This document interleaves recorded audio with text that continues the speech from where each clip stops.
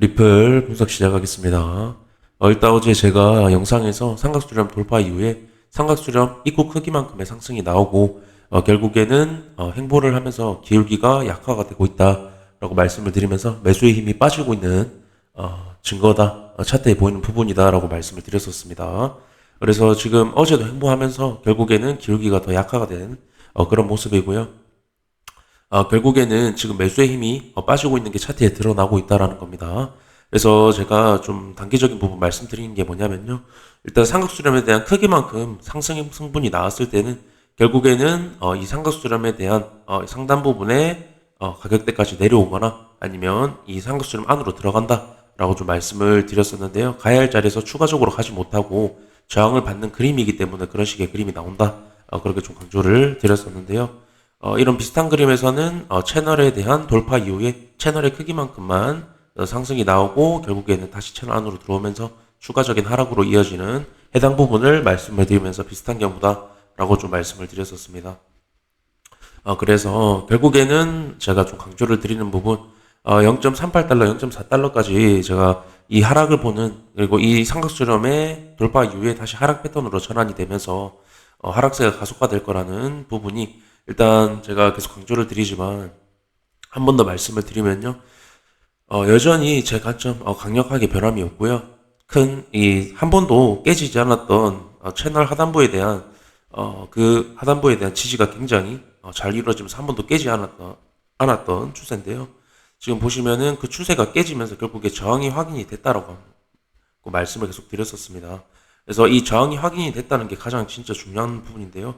일단 그 저항이 채널에 대한 다음 추세, 채널 이 추세의 다음 추세가 0.38에서 0.4기 때문에 결국에 저는 리테스트 저항을 확인하는 어떤 움직임이 나왔을 때는 해당 구간 다음 추세까지 빠지는 경향이 있다라고 말씀을 드립니다. 제가 가장 크게 보는 하락 요소라고 말씀드렸죠. 그리고 여전히 지금 삼각수렴에 대한 돌파 이론은 상승 나왔지만 결국에 추세에 대한 터치, 채널에 대한 터치도 나오지 못했고 이전에 삼각수렴에 대한 하단부 이탈 이후에 갭을 메웠던 그 추세도 터치하지 못했다라고 하는 겁니다. 그렇기 때문에 해당 구간 매도세가 강한 게 계속 확인이 되고 있고 결국에는 0.38에서 0.4까지 빠질 확률이 다음 추세까지 빠질 확률이 높다라고 계속 좀 말씀을 드리고 싶고요. 그리고 제가 이번에 오늘 말씀드릴 내용은 도지 캔들입니다. 도지 캔들이고요. 지금 보시면 그림이 좀 많아서 그런데 지금 일봉상에 상승세가 이어진 이후에 도지 캔들이 지금 형성이 됐죠. 결국에는 지금 1시간 정도 남아있지만 일봉 만간까지 도지 캔들이 형성이 됐습니다. 도지 캔들이 보통 추세 전환형 캔들이죠. 추세 전환형 캔들, 도지 캔들이랑 이제 시가와 종가가 일치하는 캔들을 말하는데요. 매도세와 매수세가 비슷한 경우에 나오는 경우입니다. 매수와 매도가 치열하게 싸운 흔적이라고 볼 수가 있죠. 그래서 어떤 싸움으로 따지면 무승부가 된 그런 싸움인데요. 이게 중요한 이유가 뭐냐면요. 계속 상승을 하다가 어느 순간부터 이런 도지 캔들이 나오면 다음 매도세가 강해졌다라는 증거입니다. 매도세가 가지 못하고 결국 매도세가 강해졌다라는 증거인데요. 그렇기 때문에 다음부터는 상승세가 꺾여서 추세가 전환되면서 하락으로 이어질 확률이 높다. 그렇게 좀 말씀을 드리고 싶고요. 결국에는 100% 이 도지 캔들이 나왔다 해서 하락하는 건 아니지만 일단 일봉상에서 도지 캔들이 나왔고 제가 가장 중요한 건 결국에는 상승의 기울기가 약하고 되고 있다라는 모습이 보이면서 일봉상의 도지 캔들 추세 전환한 캔들이 나왔고 그 상승세만큼 나왔던 부분까지 다시 돌파하지 못하는 그림 저항이 굉장히 강하다라는 게 확인이 되고 있고요. 그리고 여기서 말씀드렸던 두 가지의 하락 시그널들에 대한 하락 요소에 대한 위협도 하지 못했다.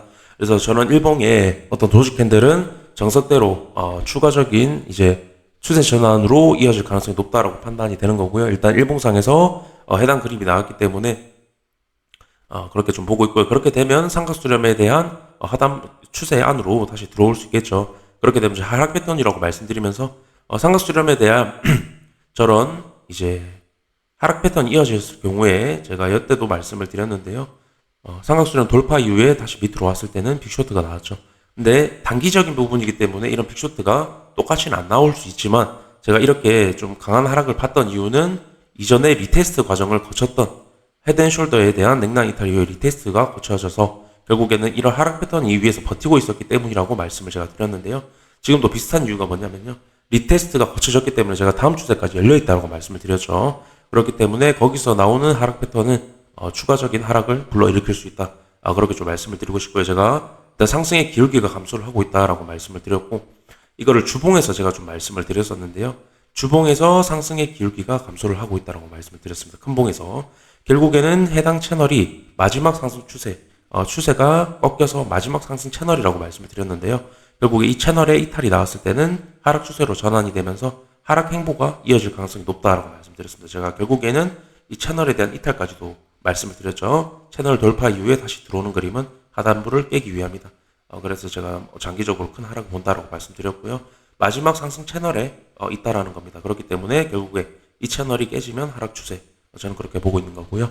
일단 이렇게 좀 말씀 드리면서 영상 마무리하도록 하겠습니다. 감사합니다.